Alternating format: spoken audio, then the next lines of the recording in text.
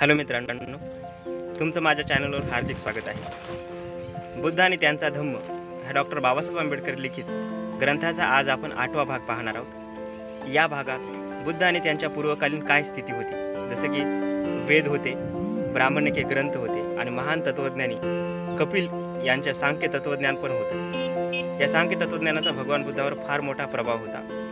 बुद्ध ज्या ठिकाणाहून होते म्हणजे कपिलवस्तू, तर त्या कपिलवस्तूचं नाव देखील या तत्त्वज्ञानीवरूनच ठेवण्यात आलं होतं. सोबतच उपनिषद होते, त्यांचा समाजावर काय प्रभाव होता, ब्राह्मणिक तत्त्वज्ञानामध्ये जे चातुर्वर्ण व्यवस्था सांगितली होती ती कशा पद्धतीची होती, या सगळ्या गोष्टींची चर्चा आपण ह्या भागात करणार आहोत. या सगळ्या बाबतीत आपण या भागात पाहणार आहोत. तर चला तर मग हा भाग पाहायला सुरू करू. भाग 5. भगवान बुद्ध आणि त्यांचे पूर्वकालीन. 1. भगवान बुद्ध आणि वैदिक ऋषी. वेद हा एक मंत्राचा म्हणजेच ऋचा किंवा स्त्रोतांचा संग्रह आहे. या ऋचांचे जे उच्चारण करतात त्यांना ऋषी म्हणतात. मंत्र म्हणजे इंद्र, वरुण, अग्नी, सोम, ईशान, प्रजापती, ब्रह्म, महिदी, यम इत्यादी देवतांचा केवळ धावा करणाऱ्या प्रार्थना होत.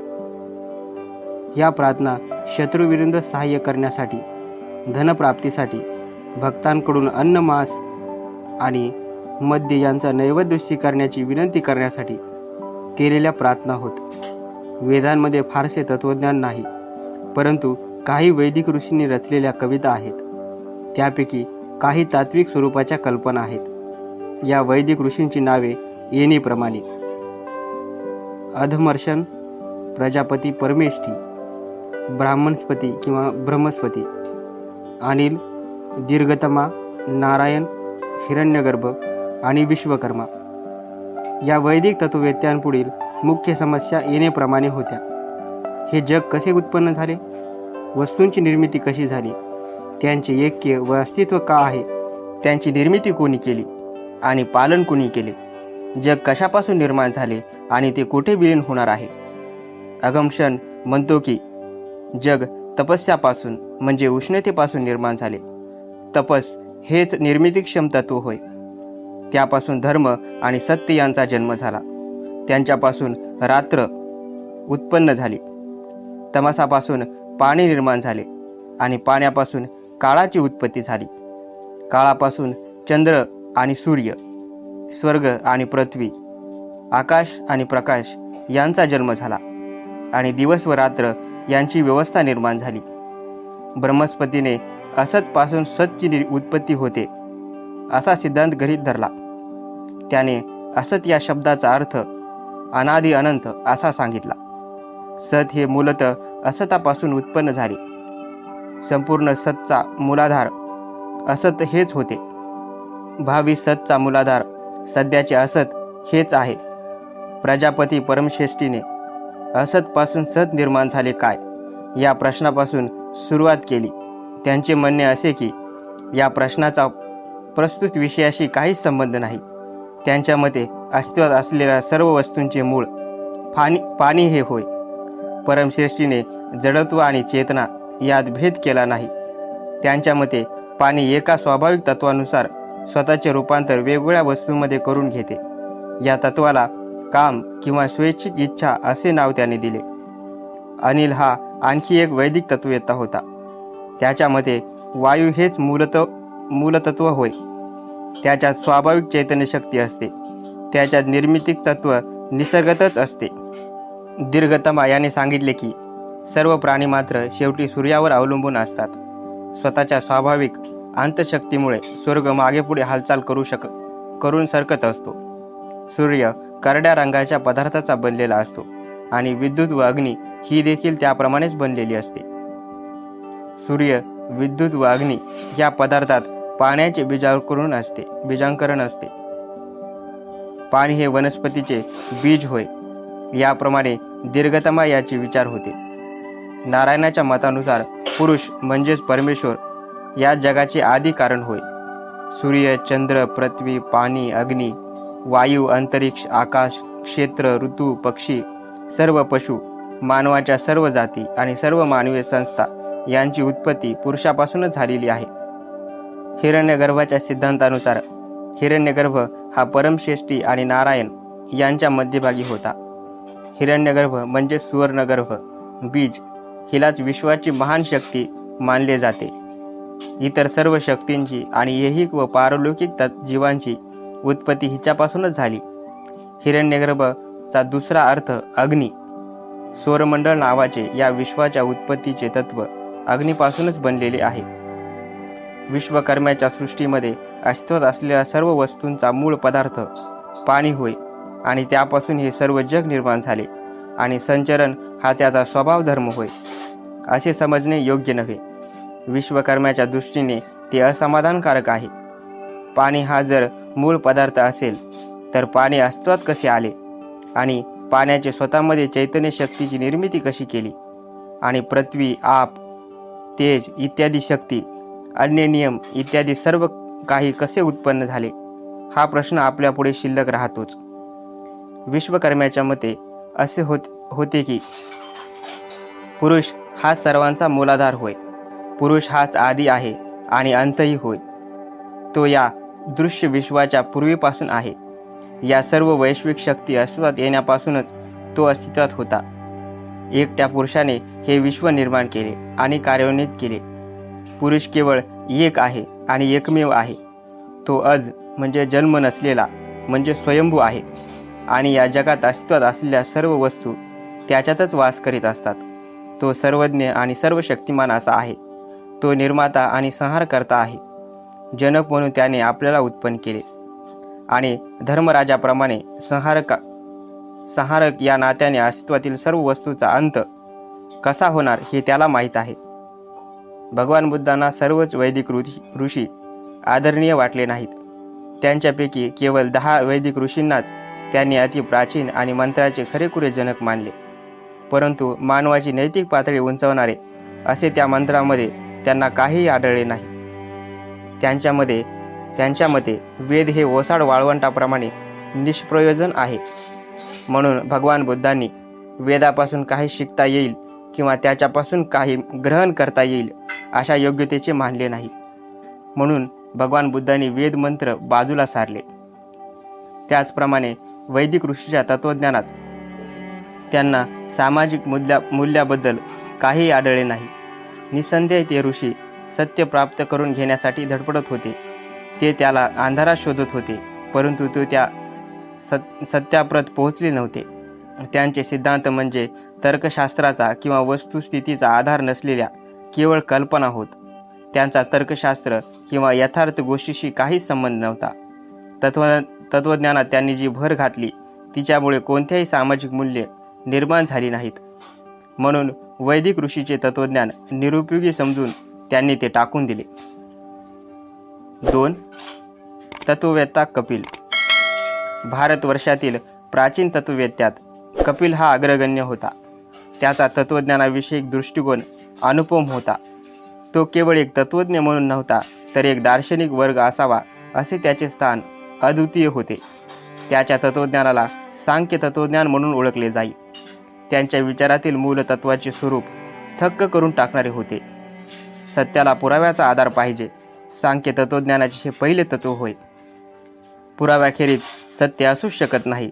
सत्याला सिद्ध करावयास कपिलाने सिद्धतेचे फक्त 2 मार्ग सांगितले मानले: प्रत्यक्ष ज्ञान आणि अनुमान. प्रत्यक्ष ज्ञान म्हणजे इंद्रियाच्या माध्यमाने आपल्या समोरील वस्तूंचे आकलन. अनुमान 3 प्रकारचे आहे. 1. कारणावरून कार्य ओळखणे, जसे ढगाच्या अस्तित्वावरून पावसाचे अनुमान काढणे. 2. कार्यावरून कारण ओळखणे, जसे दरीतून वाहणाऱ्या ओहळाला पूर आल्यावर डोंगरावर पाऊस पडत असल्याचे अनुमान काढणे. आणि 3. सामान्य दृष्ट अनुमान, जसे मनुष्य जेव्हा एका स्थानावरून दुसऱ्या स्थानी जातो तेव्हा तो स्थान परिवर्तन करतो असे आपण अनुमान काढतो. त्याचप्रमाणे ज्या अर्थी तारे निरनिराळ्या ठिकाणी दिसतात त्या अर्थी ते स्थान परिवर्तन करतात असे अनुमान आपण काढतो. त्याचे दुसरे तत्व सृष्टीच्या उत्पत्ती संबंधी होते. सृष्टीची उत्पत्ती आणि तिचे कारण. हे विश्व निर्माण करणारा कोणीतरी निर्माता आहे हा सिद्धांत कपिलाने अमान्य केला. ज्याप्रमाणे मातीतून मडके तयार होते किंवा सुतापासून कापड तयार होते, त्याप्रमाणे उत्पन्न वस्तूचे अस्तित्व पहिल्यापासूनच कारणात असते, असे त्याचे मत होते. विश्व एखाद्या निर्मात्याने निर्माण केले हा सिद्धांत अमान्य करण्यासाठी कपिलाने पुढे केलेला हा पहिला आधार होय. आपल्या मताच्या पुष्ट्यार्थ त्याने इतरही काही आधार दिले आहेत. असत हे कोणत्याही कृतीचे कारण होऊ शकत नाही. वास्तवतः नवे असे काहीच उत्पन्न होत नाही. निर्माण झालेली कोणतीही सृष्ट वस्तू ही ज्या पदार्थापासून बनते त्यापेक्षा ती निराळी नसते. ती ज्या पदार्थापासून बनलेली असते त्या सामग्रीच्या स्वरूपात ती अगोदरपासूनच अस्तित्वात असते. अशा निश्चित सामग्रीपासून केवळ निश्चित स्वरूपाचीच वस्तू तयार होऊ शकते आणि काही विशिष्ट स्वरूपाच्या सामग्रीपासूनच विशिष्ट स्वरूपाचा पदार्थ निर्माण होतो. तर मग या इंद्रियागोचर म्हणजे इंद्रियांना अनुभव होणाऱ्या विश्वाचे मूळ कोणते? कपिल म्हणतो, उत्क्रांत वस्तू व्यक्त म्हणजे जी विकास पावलेली आहे आणि अनुत्क्रांत अव्यक्त म्हणजे जी वस्तू पूर्वीपासूनच अस्तित्वात होती. यांनी हे इंद्रिय गोचर इंद्रियाद्वारे जाणता येण्याजोगे विश्व बनले आहे. व्यक्त वस्तू या अव्यक्त वस्तूंचे मूळ असू शकत नाहीत. व्यक्त वस्तूंचा आकार मर्यादित असतो आणि विश्वाच्या मुळाचे जे स्वरूप त्यांच्याशी तर ते विसंगत आहे. सर्व वस्तू परस्पराशी काही अंशी साम्य असते आणि म्हणून एक व्यक्त वस्तू दुसरीचे अंतिम मूळ आहे असे म्हणता येत नाही. शिवाय ज्या अर्थी त्या सर्व एखाद्या मूळ स्रोतापासून अस्तित्वात आलेल्या असतात त्या अर्थी त्या वस्तू स्वतः मूळ स्रोत होऊ शकत नाहीत. नंतर कपिलाने असे विधान केले की जरी कार्य हे कारणांचे बनलेले असले तरी ते कारणापेक्षा निराळे असले पाहिजे. म्हणून विश्व अंतिम कारण असू शकत नाही. दुसऱ्या एखाद्या अंतिम कारणाचा तो परिणाम असला पाहिजे. अव्यक्त वस्तूचे प्रत्यक्ष ज्ञान का होऊ शकत नाही? तिच्या योगे तिचे प्रत्यक्ष ज्ञान होईल अशी क्रिया इंद्रिय गोचर म्हणजे इंद्रियांना अनुभव होणारी का होत नाही? याचे कपिलाने पुढील प्रमाणे उत्तर दिले आहे. त्यांची निरनिराळी कारणे असू शकतील. एक असे कारण असू शकते की ज्याप्रमाणे ज्यांच्या अस्तित्वाबद्दल शंका नसते अशा वस्तूही प्रत्यक्ष दिसत नाहीत. उदाहरणार्थ हवा किंवा विद्युत. त्याचप्रमाणे अव्यक्त वस्तूंच्या सूक्ष्म स्वरूपामुळे त्या इंद्रिय गोचर होत नसतील. उदाहरणार्थ परमाणू किंवा अतिशय दूर असल्यामुळे त्याची अनुभूती होत नसेल किंवा अतिशय सानिध्य असल्यामुळे अनुभूती होत नसेल, अथवा तिसरीच एखादी वस्तू मध्येच असल्यामुळे अनुभूती होत नसेल किंवा तत्सदृश्य पदार्थांशी झालेल्या संकरामुळे किंवा एखाद्या अधिक तीव्र संवेदनेचे अस्तित्व असल्यामुळे अनुभूती होत नसेल किंवा निरीक्षकांचे अंधत्व किंवा त्यांच्या ज्ञानेंद्रियाच्या किंवा मनाचा एखादा दोष यामुळेही अव्यक्त वस्तू अदृश्य राहत असतील किंवा अनुभूती होत नसेल. कपिलाला विचारण्यात आले की मग विश्वाचे मूळ कोणते? विश्वाचा व्यक्त भाग आणि अव्यक्त भाग यातील फरक कशामुळे होतो? कपिलाने उत्तर दिले, व्यक्त वस्तूंना देखील कारण असते आणि अव्यक्त वस्तूंना कारण असते. अव्यक्त वस्तूंनाही कारण असते, पण दोघांचे मूळ स्रोत मात्र कारणातीत आणि स्वतंत्र असतात. व्यक्त वस्तू संख्येने पुष्कळ आहेत, अवकाश व काल यांच्या बाबतीत मर्यादित आहेत. त्यांचे मूळ एकच, शाश्वत आणि सर्वव्यापी. व्यक्त वस्तू क्रियाशील आणि सावयव म्हणजे अवयव असणारे असतात. सर्वांचे मूळ कारण सर्व वस्तूंमध्ये अंतर्भूत असते, परंतु ते निष्क्रिय आणि एकसंग असते. कपिल म्हणतो की अनुत्क्रांत वस्तूच्या विकासाची प्रक्रिया सत्व, रजस आणि तमस या 3 घटकामुळे घडत असते. यांना 3 गुण असे म्हणतात. या 3 गुणांमध्ये प्रथम अर्थात सत्व प्रकृतीमध्ये प्रकाशमान आहे, तो प्रकट होतो व माणसाच्या सुखाचे कारण असतो. दुसरा गुण रज आहे, जो प्रेरित करतो, संचालित करतो किंवा क्रियाशीलता निर्माण करतो. तिसरा गुण तम आहे, जो वजनाचा घोतक आहे, तो अडवितो आणि निष्क्रियता व उपेक्षेची स्थिती निर्माण करतो. या 3 घटकांचे परस्पराशी संबंध होऊनच ते क्रियाशील होतात. ते एकमेकावर मात करतात, एकमेकांना आधारही देतात आणि परस्परात मिसळूनही जातात. ज्याप्रमाणे ज्योत, तेल आणि वात हे घटक दिव्याच्या घटकामुळे परस्पर सहयोग करतात व त्यामुळे दिवा जळतो, त्याचप्रमाणे हे 3 गुण देखील एकत्रितपणे मिळूनच क्रियाशील होतात. जेव्हा या 3 गुणात समतोल असतो आणि कोणीही एक गुण दुसऱ्यापेक्षा वरचढ होत नाही, केव्हा हे विश्व अचेतन असल्याप्रमाणे होते व त्यांची उत्क्रांती थांबते. जेव्हा या 3 गुणात समतोल नसतो आणि कोणीही एक गुण दुसऱ्यापेक्षा वरचढ होतो, तेव्हा हे विश्व सचेतन होते व त्याची उत्क्रांती सुरू होते. गुणाचा समतोल का बिघडतो? या प्रश्नाला उत्तर देताना कपिल म्हणतो की दुःखाच्या अस्तित्वामुळे या 3 गुणाचा समतोल बिघडतो. कपिलाच्या तत्वज्ञानातील सिद्धांत हे असे होते. सर्व तत्ववेत्यांपैकी कपिल मुनीच्या तत्वज्ञानाचा भगवान बुद्धावर विशेष प्रभाव पडला होता, ज्याची शिकवण तर्कशास्त्र आणि काही अंशी वास्तवता यावर आधारलेली आहे. असा कपिल हा एकच तत्वज्ञ असल्याचे भगवान बुद्धांना आढळून आले. तथापि कपिलांनी सांगितलेल्या सगळ्याच गोष्टीचा त्यांनी स्वीकार केला नाही. भगवान बुद्धांनी कपिलाच्या फक्त 3 गोष्टी ग्राह्य धरल्या. सत्य हे पुराव्याने सिद्ध करता आले पाहिजे व यथार्थतेला बुद्धिवादाचा आधार असला पाहिजे, हे त्यांनी मान्य केले. ईश्वर अस्तित्वात आहे किंवा त्याने विश्व निर्माण केले हे गृहीत धरण्यास तर्कशास्त्राचा किंवा वस्तुस्थितीचा कोणताही आधार नाही, हे त्यांनी मान्य केले. जगात दुःख आहे हे त्यांनी मान्य केले. कपिलाच्या शिकवणुकीतील इतर भाग अनावश्यक समजून त्यांनी सोडून दिला. 3. ब्राह्मण ग्रंथ. वेदानंतरचे धार्मिक ग्रंथ ब्राह्मण ग्रंथ या नावाने ओळखले जातात. दोहोंनाही पवित्र ग्रंथ मानले जाते. वस्तुतः ब्राह्मण हा वेदाचाच एक भाग होय. दोन्ही ग्रंथ सोबतच असतात. त्यांना श्रुती या नावाने संबोधले जाते. ब्राह्मणी तत्वज्ञान हे 4 सिद्धांतावर आधारलेले आहे. पहिला सिद्धांत असा की वेद हे केवळ पवित्र नसून ते अपौरुषेय आहेत आणि त्यांचा अधिकार वादातीत आहे. त्यांच्या एकाही शब्दावर प्रश्नचिन्ह लागू शकत नाही. ब्राह्मणी तत्वज्ञानाचा दुसरा सिद्धांत असा की वैदिक यज्ञ हे धार्मिक विधी आणि समारंभ पार पाडले आणि ब्राह्मणांना दक्षिणा दिली तरच आत्म्याला मुक्ती मिळते, म्हणजे जन्ममरणाच्या फेऱ्यातून त्याची सुटका होते. वेदात सांगितलेली आदर्श धर्माची कल्पना ब्राह्मणांपाशी होती असे नव्हे, तर आदर्श समाजाविषयीही त्यांची एक कल्पना होती. या आदर्श समाज रचनेला त्यांनी चातुर्वर्ण असे नाव दिले.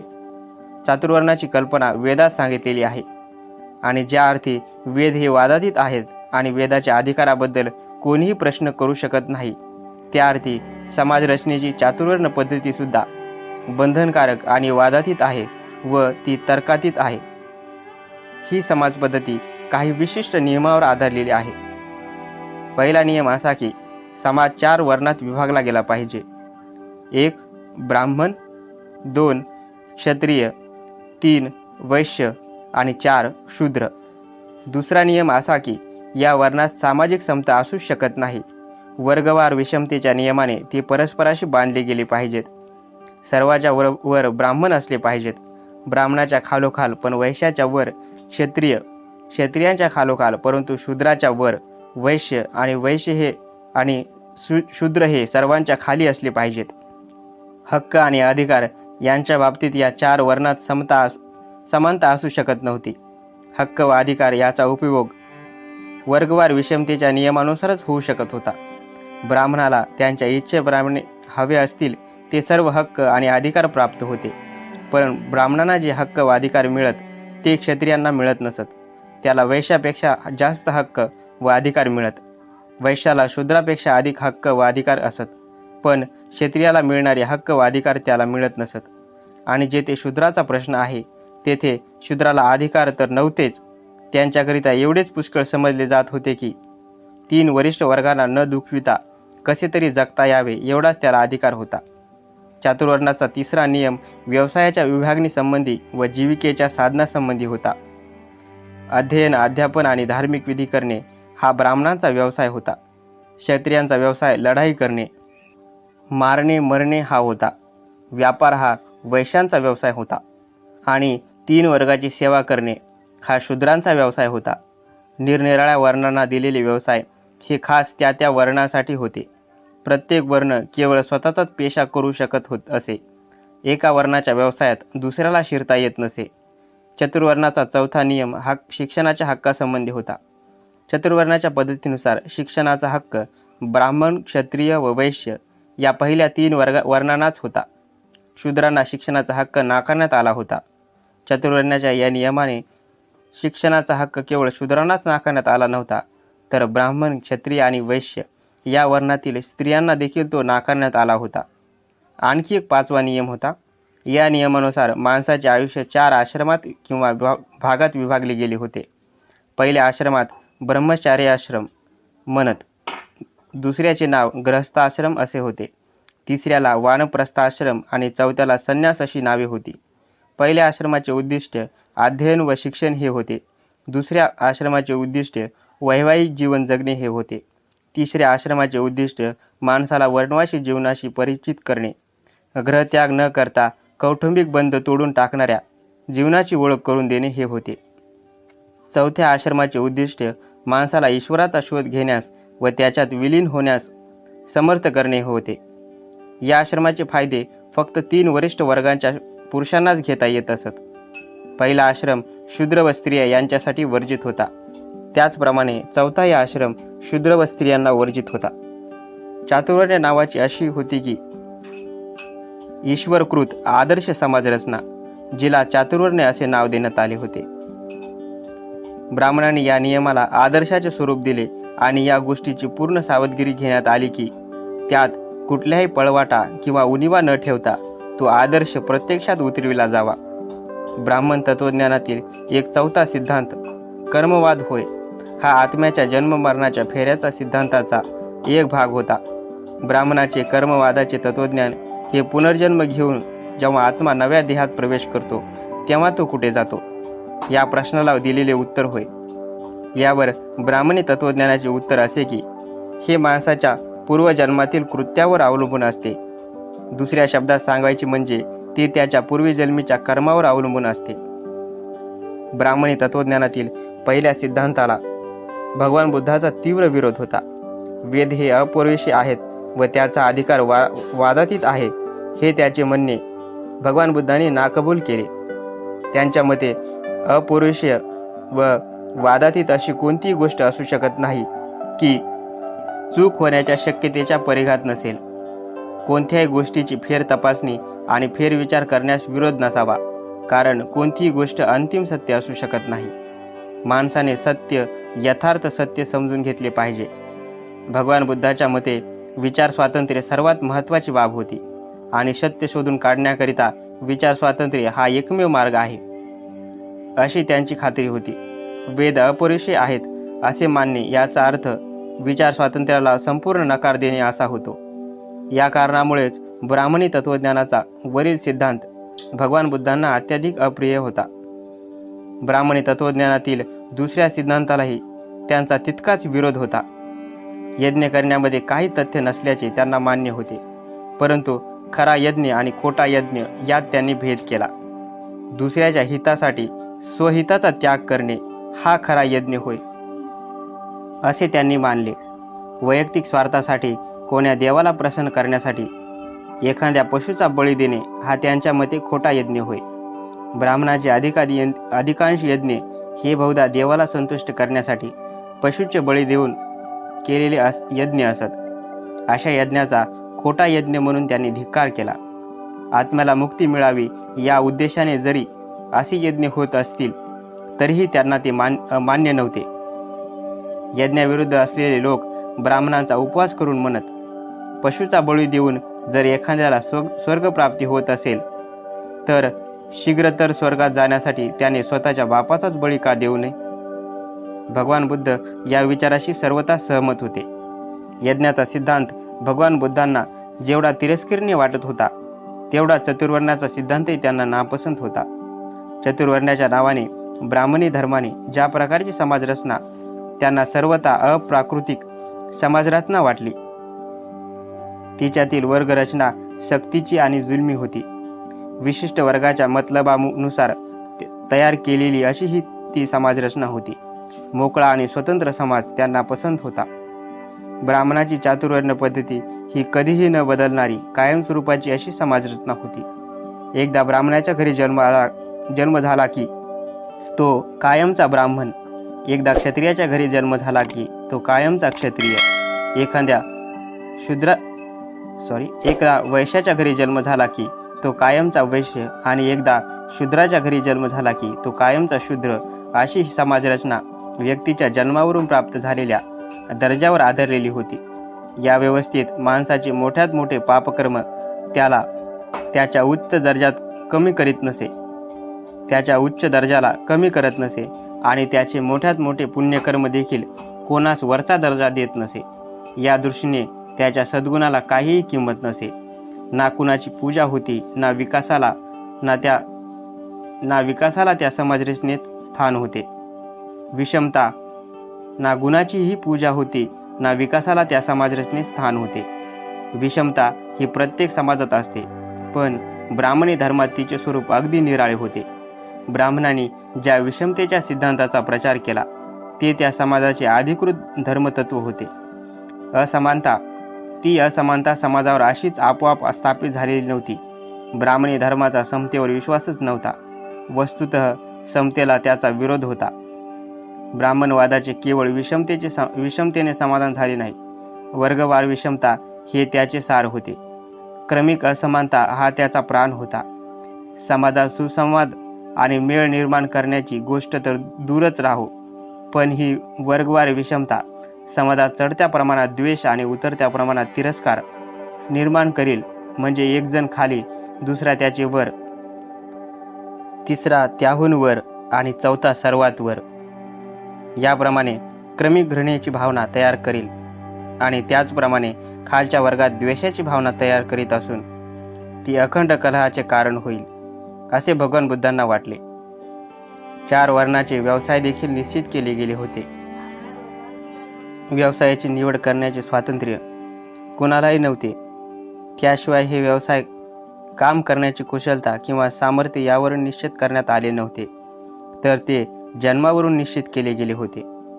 चातुर्वर्ण्याच्या नियमाचे काळजीपूर्वक निरीक्षण केल्यावर भगवान बुद्ध अशा निष्कर्षाला येऊन पोहोचले की ब्राह्मणी धर्माने ज्या तात्विक पायावर समाजरचना उभारली तो पाया जरी स्वार्थी नसेल तरी तो चुकीचा खासच होता. त्यांना हे स्पष्ट दिसले की चातुर्वर्णाने सर्वांच्या हितसंबंधाकडे तर लक्ष दिलेच नाही, त्यामुळे सर्वांचे कल्याण देखील साध्य होऊ शकत नाही. निश्चितच मुठभर लोकांच्या हितांसाठी, बहुसंख्य लोकांना सतत राबविण्यासाठी चातुर्वर्णाची योजना जाणून बुजून करण्यात आली होती. या योजनेनुसार स्वतःला मानवश्रेष्ठ भूदेव म्हणून घेणाऱ्या वर्गाची सेवा करणे यासाठी मानवाला भाग पाडण्यात आले होते. दुर्बलांना दडपण्यासाठी व पिळण्यासाठी आणि त्यांना पूर्णपणे दास्यात ठेवण्यासाठी ही योजना तयार करण्यात आली होती. बंडाची प्रवृत्ती पूर्णपणे मारून टाकण्यासाठीच ब्राह्मणांनी कर्मवाद तयार केला होता, असे भगवान बुद्धांचे मत होते. मनुष्याच्या दुःखाला त्याच्या स्वतःशिवाय इतर कोणीही कारणीभूत नव्हता. दुःखाची स्थिती तो बंड करून देखील बदलू शकत नव्हता, कारण पूर्वजन्मातील कर्मामुळेच या जन्मातील त्याची दुःखी अवस्था ठरवण्यात आली होती. असा हा कर्मवाद होता. ब्राह्मण तत्वज्ञानाने ज्यांची माणुसकी पार नष्ट करून टाकली होती त्या शूद्र आणि स्त्रिया या 2 वर्गांना या समाजव्यवस्थेविरुद्ध बंड करण्याचे सामर्थ्य उरले नव्हते. विद्यार्जनाचा हक्क त्यांना नाकारण्यात आला होता. याचा परिणाम असा झाला की त्यांच्यावर लादलेल्या अज्ञानामुळे आपली अशी हीन अवस्था का झाली हे त्यांना कळत नव्हते. ब्राह्मणी धर्माने त्यांचे जीवन अर्थशून्य करून टाकले होते हे त्यांना समजले नव्हते. त्यामुळे त्या ब्राह्मणी तत्वज्ञानाविरुद्ध बंड करण्याऐवजी ते त्यांचे भक्त बनले व त्याचा ते पुरस्कार करू लागले. शस्त्र धारण करणे हा आपले मानवी स्वातंत्र्य मिळविण्याचा शेवटचा उपाय आहे, परंतु शूद्रांना शस्त्र धारण करण्याचा हक्क त्यांच्यापासून हिसकावून घेण्यात आला होता. ब्राह्मणी वर्चस्वाखाली स्वार्थी ब्राह्मण, सामर्थ्यवान व शस्त्र धारण केलेले प्राणघातक क्षत्रिय आणि धनवान वैश्य यांच्या भयंकर कटाचे बळी बनवून शूद्रांना असे करून ठेवण्यात आले होते. अशा या समाजरचनेत सुधार घडविणे शक्य होते काय? ही समाजव्यवस्था ईश्वरपर्यंत समजली जात असल्यामुळे ती बदलण्यात येणे शक्य नाही हे भगवान बुद्धांना माहीत होते. ती फक्त नष्ट करून टाकणेच शक्य होते. या कारणासाठी खऱ्या जीवन मार्गाला विरोधी म्हणून ब्राह्मणी तत्त्वज्ञानाला भगवान बुद्धांनी अमान्य केले. 4. उपनिषद आणि त्यांची शिकवण. उपनिषदांना देखील वैदिक वाङ्मयाचा एक भाग समजण्यात येते. उपनिषदे वेदांचा भाग नव्हते, ते श्रुतिबाह्य आहेत. असे असूनही उपनिषद धार्मिक वाङ्मयाचा एक भाग झालेली आहेत. उपनिषदाची संख्या बरीच मोठी आहे. त्यातील काही महत्त्वाची आहेत, काही महत्त्वाची नाहीत. त्यापैकी काही महत्त्वाची वैदिक सिद्धांताविरुद्ध त्यापैकी काही उपनिषदे वैदिक सिद्धांताविरुद्ध आणि ब्राह्मणी पुरोहितांच्या विरुद्ध असल्याबद्दल गणली जात. वैदिक अभ्यास म्हणजे अज्ञान व अविद्या यांचा अभ्यास होय. याविषयी त्या सर्वांचे एकमत होते. वेद आणि वैदिक शास्त्रे यांचे ज्ञान हे हलक्या दर्जाचे ज्ञान होय. याविषयी त्या सर्वांचे एकमत होते. वेद हे ईश्वर निर्मित आहेत हे अमान्य करण्यात त्यांचे एकमत होते. यज्ञ व त्यांची फळे, यज्ञातील आहुती आणि ब्राह्मणांना द्यावयाची दक्षिणा या ब्राह्मणी तत्त्वज्ञानातील मूलभूत गोष्टींना चिटकविण्यात आलेले महात्म्य नाकारण्याच्या बाबतीत त्या सर्वांचे एकमत होते. तथापि उपनिषदाचा हा काही मुख्य विषय नव्हता. त्यांनी केलेली चर्चा ब्रह्म व आत्मा यांच्यावर केंद्रित झाली होती. विश्वाला बांधून ठेवणारे ब्रह्म हे सर्वव्यापी तत्त्व असून आत्मा हेच ब्रह्म होय असे आत्म्याचे ज्ञान करून घेण्यातच आत्म्याची मुक्ती आहे. उपनिषदाचा मुख्य सिद्धांत असा की ब्रह्म हेच सत्य होय आणि आत्मा म्हणजे ब्रह्मच होय. उपाधीत गुंतल्यामुळे आत्म्याला मी ब्रह्म आहे याची जाणीव होत नाही. प्रश्न असा होता की ब्रह्म ही एक वास्तविकता आहे काय? उपनिषदाचे सिद्धांत मान्य करावयाचे की नाही हे या प्रश्नाच्या उत्तरावर अवलंबून होते. ब्रह्म हे सत्य आहे हे सिद्ध करणारा कोणताही पुरावा भगवान बुद्धांना मिळाला नाही. म्हणून उपनिषदाचे म्हणणे त्यांनी अमान्य केले. उपनिषदाच्या कर्त्यांना याविषयी प्रश्न विचारले गेले नव्हते असे नाही. जे प्रश्न विचारले गेले होते ते असे होते. अशा प्रकारचे प्रश्न याज्ञवल्क्यांसारख्या महर्षींना विचारण्यात आले होते. बृहदारण्यक उपनिषदात याज्ञवल्क्याने महत्त्वाची कामगिरी बजावली आहे. त्याला विचारण्यात आले, ब्रह्म म्हणजे काय, आत्मा म्हणजे काय? या प्रश्नावर नेती मला माहीत नाही एवढेच याज्ञवल्क्य सांगू शकला. ज्याच्याविषयी कुणालाच माहीत नाही ते सत्य कसे असू शकेल असा भगवान बुद्धांचा प्रश्न होता. उपनिषदाचे म्हणणे केवळ कल्पनेवर आधारलेले असल्यामुळे ते नाकारण्यात भगवान बुद्धांना कोणतीही अडचण भासली नाही. हा व्हिडिओ तुम्हाला कसा वाटला मला कमेंट करून नक्की सांगा. जर आवडला नसेल तर नाही आवडली म्हणूनही कमेंट करा.